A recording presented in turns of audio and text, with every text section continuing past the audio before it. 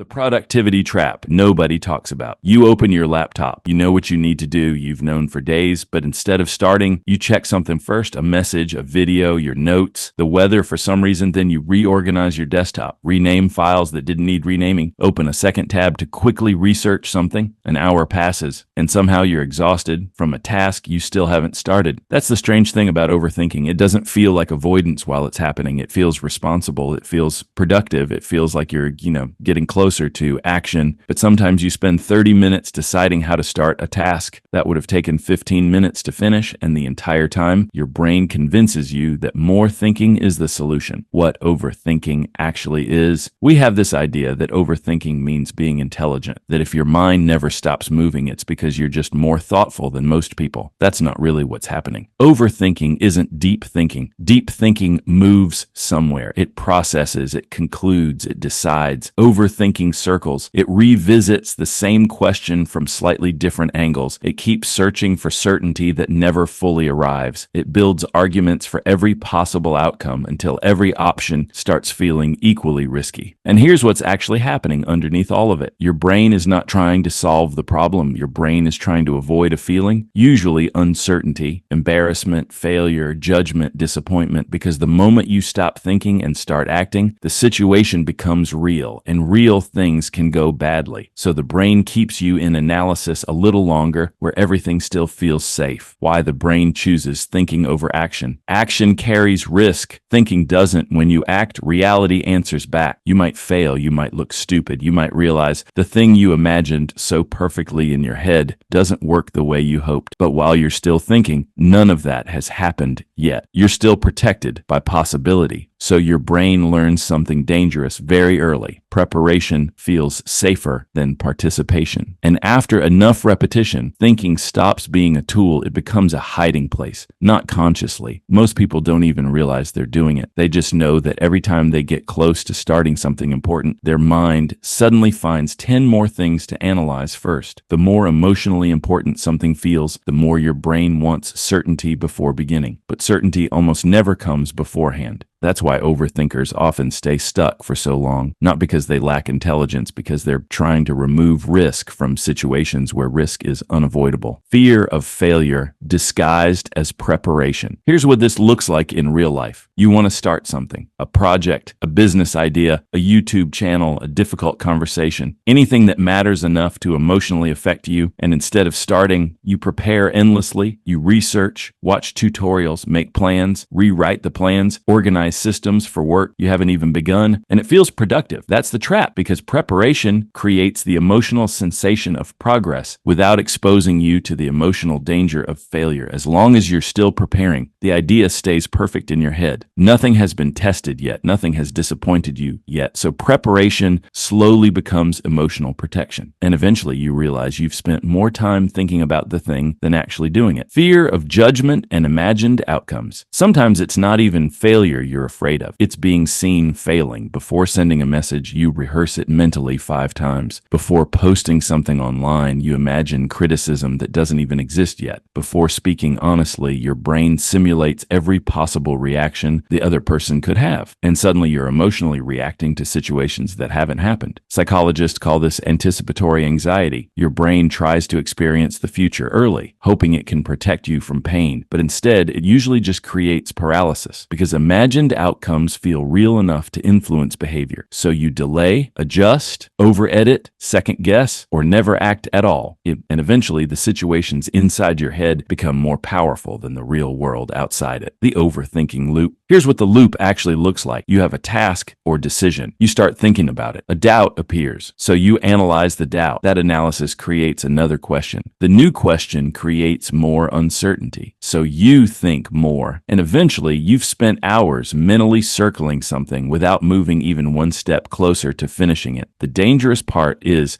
that this doesn't feel lazy. Your brain is active the entire time. It feels like work. But it's work being done on your own thoughts, not on reality. Fake progress is one of the most expensive things a person can spend time on, because it creates the sensation of movement while your actual life stays in the same place. And mentally, that still drains energy. Your brain records unfinished decisions as unresolved tension. So even while resting, part of your mind keeps carrying the weight of the thing. That's why overthinking becomes exhausting. You repeatedly experience the pressure of action without ever receiving the relief of completion. Decision paralysis in everyday life. This doesn't only happen with huge life decisions, it happens constantly. What to reply, which task to start first, whether now is the right time, which version is best, whether something is good enough yet. You open the task, switch away from it, come back, leave again. You tell yourself you'll begin when you're in the right mindset, but the right mindset is usually just another name for certainty. And certainty rarely arrives before action. Sometimes clarity only appears after movement begins, but overthinking demands clarity first, which is exactly why it gets stuck. How too many options create paralysis. The modern version of overthinking has fuel everywhere, too many choices, too many paths, too many possible lives, and people assume more options create freedom. But after a certain point, options stop feeling empowering. They start feeling dangerous because every choice now carries hidden pressure. What if this was the wrong one? So your brain keeps searching for the perfect decision, the perfect timing, the perfect path. And while you're trying to avoid making the wrong move, you end up making no move at all. How social media makes it worse. Then social media enters the equation. You're already uncertain about your own direction. Then you open your phone and watch someone else succeeding publicly. Someone launch something,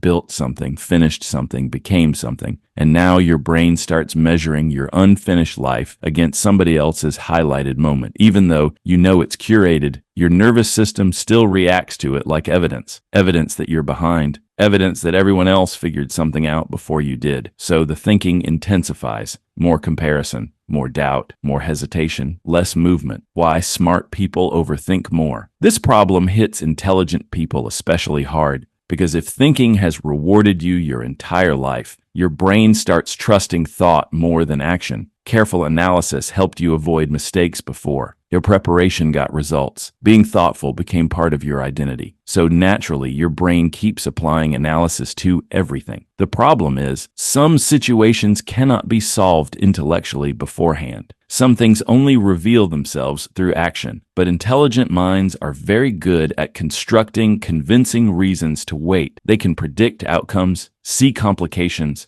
imagine second and third order consequences, which means they can also build extremely logical explanations for avoiding discomfort. Intelligence doesn't remove overthinking. It often makes the loop more persuasive. The emotional cost. And if this continues long enough, something deeper starts happening. The unfinished things begin following you everywhere, quietly, constantly, a background weight, and eventually the delay stops feeling temporary. It starts feeling personal. You begin interpreting your hesitation as evidence about who you are. Maybe I'm not disciplined. Maybe I'm not capable. Maybe I'll never change. But that's not truth. That's what prolonged avoidance feels like emotionally. Overthinking slowly turns hesitation into identity. And that's the real damage. Not that you lost time, that you slowly stop trusting yourself to move. The realization shift. So here's the realization. You were never going to think your way out of uncertainty. Because uncertainty is not solved before action. It's solved through action. You don't know how the conversation will go until you have it. You don't know what the project becomes until you start it. You don't know who you become until you move. No amount of thinking can fully replace reality. And once you see that clearly, the loop becomes visible. Not evil, not weakness, not stupidity. Just a protective mechanism that stayed active too long. And things become easier to interrupt once you can finally recognize them happening. The question that changes everything. You are not someone who thinks too much. You are someone who learned that thinking felt safer than uncertainty, safer than embarrassment, safer than failure, safer than finding out. So your mind built a habit.